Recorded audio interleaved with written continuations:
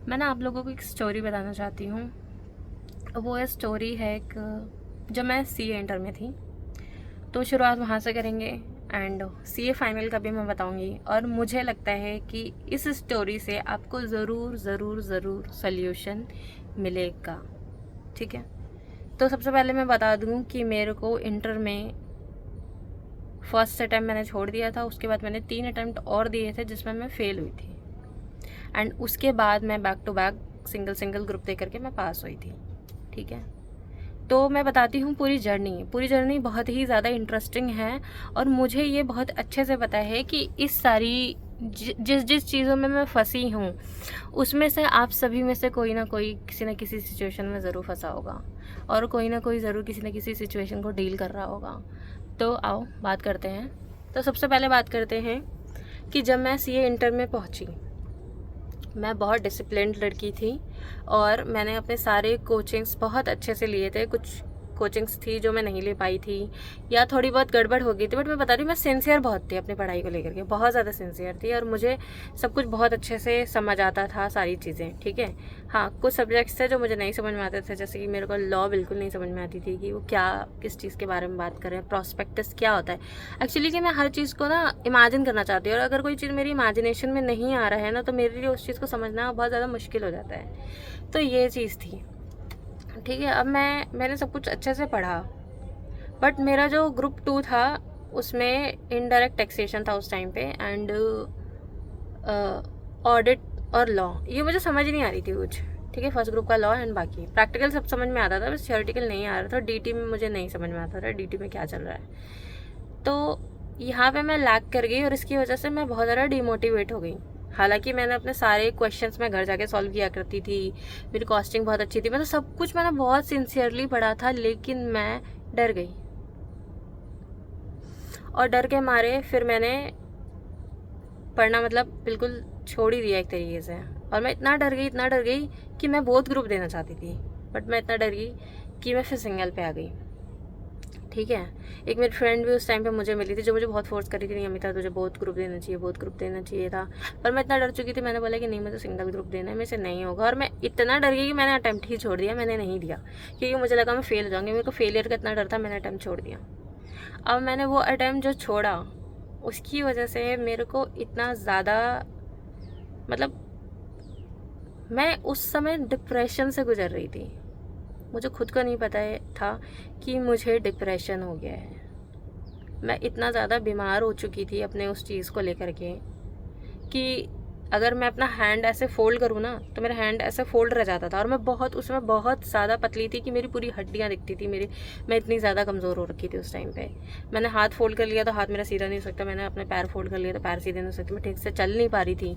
इतना कुछ हो गया था मेरे साथ। लेकिन क्या कहते हैं ना कि हम उस टाइम पे पैदा हुए थे जिस टाइम पे इतनी अवेयरनेस नहीं थी सब चीज़ों को लेकर के।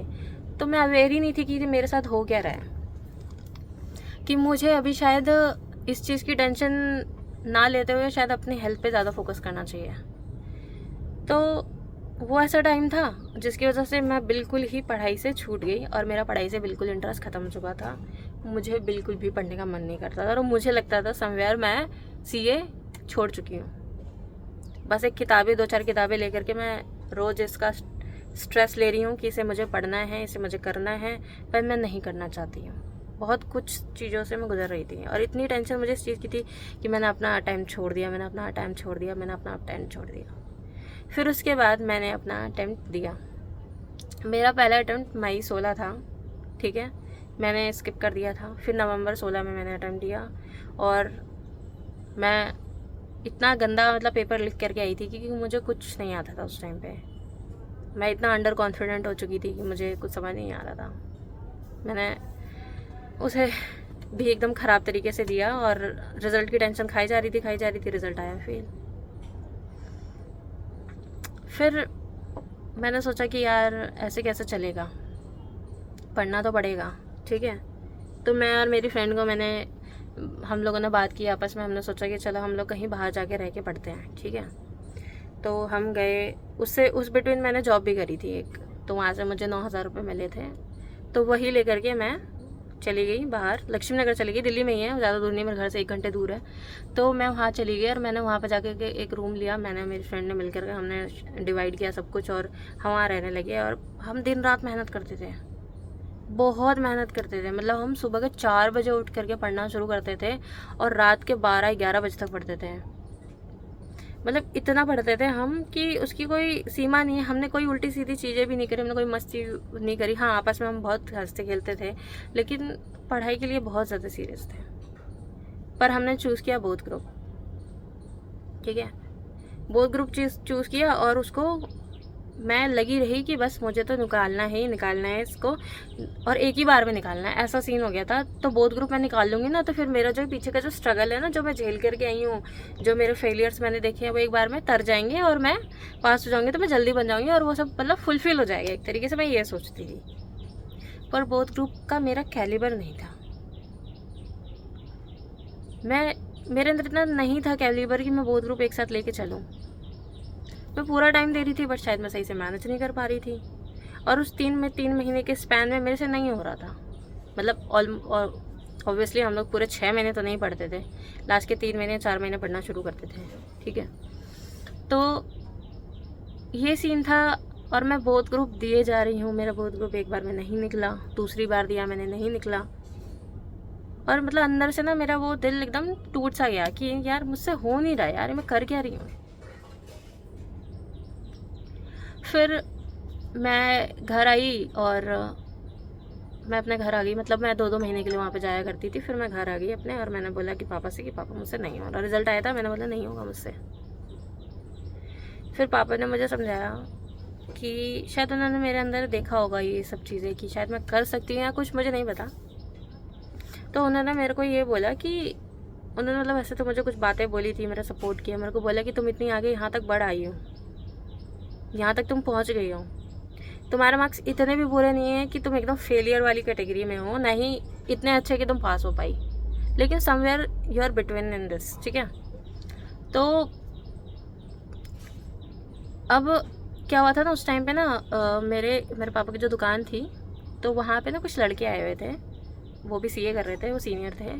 तो उन्होंने आकर के मेरे पापा को बोला था कि मे बी शायद उसका इसलिए नहीं निकल रहा है क्योंकि वो बहुत ग्रुप दे रही है, और वो बहुत ज़्यादा शायद प्रेशर ले रही होगी, या फिर कुछ तो होगा जो उससे नहीं हो पा रहा है। एक बार उसे बोलो कि सिंगल ग्रुप दे करके देखे तो शायद उसका हो जाए। मेरे पापा ने मुझसे बोला भी था, पर मैं उस समय नहीं मानी थी। तो जब मेरा रिजल्ट ये वाला जो आया था जिसमें मैं फेल हो गई थी, तो मेरे पापा ने मुझे मतलब उसी समय जब समझाया मुझे कि एक बार तू सिंगल दे करके देख, दोबारा उन्होंने मुझे बोला, तो मैंने सोचा कि चलो ठीक है, एक बार देखते हैं। और मेरे पापा थोड़ा सा मतलब इमोशनल हो गए थे, रो गए थे उस टाइम पे। तो मेरे को लगा कि नहीं यार, अब मैं पढ़ूंगी, इतनी मेहनत करूंगी कि मैं अपने पापा के आंखों में खुशी के आंसू लेकर के आऊँगी, ठीक है। ये जो मेरे पापा रोए हैं दुखी से, वो उसको मैं बदल दूँगी पूरा। फिर उसके बाद मैं अपने घर पे ही पढ़ी थी, पर पापा ने मुझे इंसिस्ट किया कि नहीं बेटा, तू जा वहाँ जाके पढ़ाई कर, ठीक है। तो मेरे पास जो भी थोड़ी बहुत सेविंग्स थी, थोड़ा बहुत पापा से लिया और मैं लेके चली गई वहाँ पे। मैं बहुत बुरी कंडीशन में रही हूँ, मतलब मैं और मेरी फ्रेंड बहुत बुरी कंडीशन में रही। हमने 1000 रुपये का खाना लगवाया था दोनों ने मिल करके। मतलब 1000 रुपये के खाने में हम दोनों एक पूरा महीना खाते थे। 2 टाइम का खाना आता था, और वो इतना घटिया क्वालिटी का खाना था, और इतनी मतलब हम ऐसी जगह पे रह रहे थे कि बस बता नहीं सकती मैं। लेकिन मैंने अपने पूरे रूम को ना पॉजिटिविटी से भर दिया था। मैंने हर एक दीवार पे भी लिख दिया था कि मैं अब कुछ नेगेटिव नहीं सोचूंगी, मैं सिर्फ पॉजिटिव सोचूंगी, और ये मैं न्यू में हूँ, मतलब मैं एक नई हूँ। जो पिछला था ना वो छूट गया, वो चला गया, मुझे उससे कोई फ़र्क नहीं पड़ता। और अगर मैं फेल भी होगी ना तो मुझे इस चीज़ से कोई फ़र्क नहीं पड़ता, मुझे फ़र्क अब नहीं पड़ता। मैं सिर्फ यहाँ आई हूँ मेहनत करने के लिए, अपने आप को एक चांस देने के लिए दोबारा से, कि अगर ये चीज़ मेरी है तो मुझे मिल जाएगी, और अगर मेरी नहीं तो ये मेरी नहीं है, ठीक है।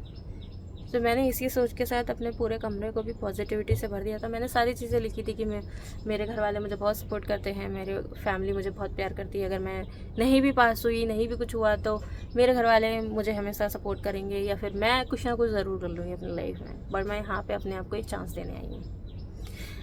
और मैंने ऐसा भी नहीं था कि उस समय मैं एकदम पूरा दिन रात लगा के पढ़ रही थी, नहीं। मैंने एक टाइम फिक्स किया कि सुबह के 5 से लेकर के रात के 10-11 बजे तक मुझे पढ़ना है। उस बीच में जो भी मेरा मतलब अगर मुझे नींद आती है तो मैं थोड़ी देर का नैप ले लूँगी, मुझे भूख लगती है तो मैं कुछ खा लूँगी। पर मेरा कोई ऐसा ब्रेक टाइम स्पेसिफिक नहीं था, ना ही मेरा कोई टाइम टेबल था। बस मुझे ये पता था कि मुझे किताबें कौन सी पढ़नी है, मुझे मेरा ड्यूरेशन पता था कि आज मेरे को ये 2 किताब पढ़नी है तो अगले दिन मुझे वो 2 किताब पढ़नी है। तो बस मुझे ऐसे पता था कि ये मेरा सीन चलेगा और ऐसे ऐसे करके मुझे कंप्लीट करना है। मैंने कोई कोचिंग क्लास दोबारा नहीं ली थी, और उस टाइम पे यूट्यूब वगैरह इतना सब कुछ नहीं था, इंटरनेट भी नहीं था, सब एक्सपेंसिव था, ठीक है, सारी चीज़ें तो नहीं था। जो थी हमारे पास सिर्फ किताबें थी, ठीक है। जीएसटी नया लॉ इंट्रोड्यूस हुआ था तो जिसमें मुझे बहुत ज़्यादा इंटरेस्ट आ रहा था, तो जो पुराना था उसको मैंने पुराने तरीके से पढ़ा, और जितना मुझे आता था उसको मैंने बहुत अच्छे से पढ़ा, और अपने ऊपर पूरा विश्वास रखा कि हो जाएगा अमिता, ठीक है। और मैंने मेहनत की, उस तरीके की, हार्ड वर्क किया, स्मार्ट वर्क भी किया। मतलब अननेसेसरी अपने को थकाना नहीं है, एकदम पागल हो गए बिल्कुल पढ़ पढ़ के स्ट्रेस ले रहे, नहीं, मैंने इन्जॉय किया उस टाइम अपनी लाइफ को। जो भी इवेंट्स आते थे उनको मैं इन्जॉय करती थी। जो भी पार्टीज़ वगैरह होती थी वहाँ पे थोड़ी बहुत, ठीक है, फंक्शंस वगैरह होते तो मैं सब अटेंड करती थी, पर मैं खुश रहती थी। मैंने अपने को खुश रखना सीख लिया था उस टाइम पे, कि मुझे खुश रहना है और मुझे पढ़ना है, मुझे खुश रहना है और मुझे पढ़ना है, बस 2 चीज़ें। और ये 2 चीज़ें इतनी ज़्यादा फ्रूटफुल हुई कि मैंने अपने एग्ज़ाम निकाले भी, और मेरी थ्योरी थोड़ी वीक है, तो थ्योरी को छोड़ के मेरे जितने भी प्रैक्टिकल सब्जेक्ट्स हैं सब में मेरी एग्जामिशंस आई थी। बैक टू बैक मैंने दोनों ग्रुप क्लियर किए थे, तो मैंने सिंगल ग्रुप देके क्लियर किया था। तो यहाँ पे ना 2 चीज़ें थी। सबसे पहली चीज़ तो मैंने मेरा कैलिबर आइडेंटिफाई कर लिया कि मेरा कैलिबर शायद 2 ग्रुप का नहीं, बोथ ग्रुप का नहीं था, सिंगल ग्रुप का था, ठीक है। और दूसरी चीज़ें कि मैं एक अलग ट्रैक पे चली गई थी, मैं डिप्रेशन से जूझ रही थी, मेरी तबीयत ख़राब थी, मैं पढ़ाई से बिल्कुल हट चुकी थी, मेरा दिमाग किसी और चीज़ों में इन्वॉल्व हो चुका था, मैं बिल्कुल ही आउट ऑफ ट्रैक हो गई थी। लेकिन उस आउट ऑफ ट्रैक से मैं वापस ट्रैक पे आई, और ये सबसे इम्पॉर्टेंट चीज़ है, क्योंकि पता है जब हम ट्रैक से आउट हो जाते हैं ना, और सबसे दूर हो जाते हैं अपने जितने भी लोग हैं जिनके साथ हम पढ़ रहे थे, या जो लोग हमसे आगे निकल गए, उन सबसे दूर हो जाते हैं, तो हमें ऐसा लगता है कि यार हम अपने लॉस्ट हो चुके हैं, खो चुके हैं कहीं। लेकिन उस खोया हुआ इंसान भी वापस अपनी जगह पे आ सकता है, वापस से सब कुछ शुरू कर सकता है। तो ये थी वो स्टोरी जो इंटर की थी मेरी। और साथ ही मैं यहाँ पे दूसरी चीज़ भी बोलना चाहती हूँ, if you really want to do something, कर लो, आखिरी बार दोबारा से कर लो। शायद ये तुम्हारी किस्मत में है और तुम्हारी मेहनत में है, ये तुम्हें मिल जाएगा। और अगर तुम्हें लगता है कि तुम्हें ये नहीं करना, गिव इट अ थॉट, अपने आप को टाइम दो, इसके बारे में सोचो समझो, कुछ दिन अपने आप को समय दो, फिर इसका कंक्लूजन निकालो कि अगर ये मेरे लिए नहीं है तो दुनिया बहुत बड़ी है और यहाँ पे बहुत सारी चीज़ें हैं एक्सप्लोर करने के लिए, सिर्फ ये ही नहीं है जहाँ पे तुम अपने आप को ग्रो कर सकते हो, बहुत कुछ। और आज के टाइम में, एआई के टाइम में, तो आप बहुत सारे एरियाज़ हैं, यूट्यूब के ज़माने में, इंस्टाग्राम के ज़माने में, आज तुम सब कुछ कर सकते हो, हर चीज़ से कामयाब हो सकते हो। तो ये थी मेरी स्टोरी सीए इंटर की, जो मैंने सुनाई क्योंकि मुझे लगता है कि ये इम्पॉर्टेंट है आप लोगों को जानने के लिए, इस गहराई से। तो प्लीज़, आपको वीडियो अच्छी लगी हो तो शेयर ज़रूर करना उन बच्चों के साथ जो अभी इस मझधार में फंसे हुए हैं, क्योंकि उनको ज़रूरत है इस चीज़ की। So yeah guys, that's it for today. Thank you so much. Bye bye.